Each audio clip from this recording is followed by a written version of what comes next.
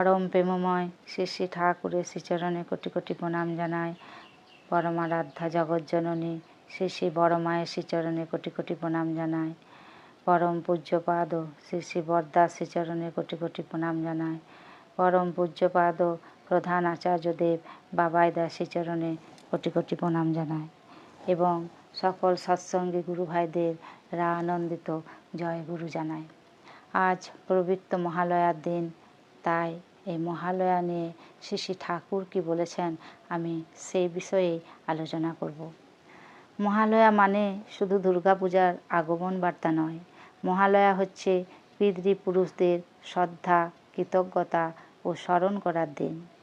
এই দিনে আমরা আমাদের পূর্বপুরুষদের তরে পিণ্ডদান, তর্পণ ও প্রার্থনা করি। শ্রী শ্রী ঠাকুর অনুকূলচন্দ্র মহালয়ার আসল তাৎপর্য নিয়ে বলেছেন, মানুষ যেন তার শিকড়কে ভুলে না যায়।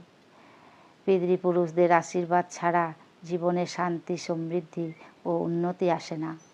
মহালয়া আমাদের মনে করিয়ে দেয়, আমরা যাদের শ্রম, ত্যাগ ও জীবনের ধারায় জন্ম নিয়েছি তাদের প্রতি কৃতজ্ঞ থাকা আমাদের ধর্ম। ঠাকুর বারবার বলেছেন, পিতৃপুরুষকে ভুলে গেলে জীবনে অস্থিরতা আসে আর তাদের আশীর্বাদে সব বাধা কেটে যায়।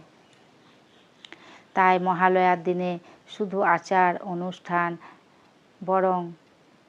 অনুষ্ঠান নয়, বরং পিতৃপুরুষদের প্রতি শ্রদ্ধা, কৃতজ্ঞতা আর ভক্তি জাগ্রত করাই আসল সাধনা।